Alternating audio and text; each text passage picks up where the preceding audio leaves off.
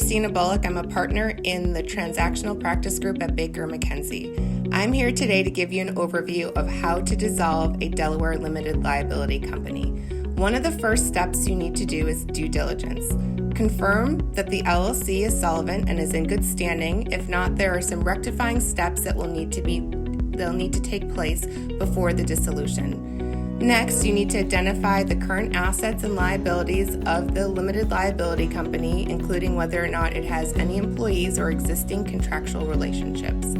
It's important to confirm that these items are properly transferred out prior to the dissolution. A lot of times we are told an entity is dormant and it doesn't have any of these items. However, at the very least, we usually recommend pulling a balance sheet of the entity to see if there are any intercompany positions or balances that should be dealt with prior to the dissolution. Oftentimes, this entails involving tax advisors and the company's accountants in order to determine how best to handle.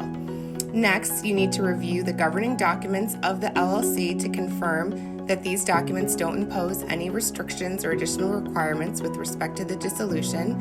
And then the LLC needs to make sure that it's collect any of its outstanding debts, as well as paid any obligations or claims that it's owed to other parties. After all this is done, we get our documents together, and typically the dissolution will require the unanimous written consent of the members. And then also, if the LLC has a board of managers, it's important to check with the LLC agreement to confirm that consent of the board of managers is not required.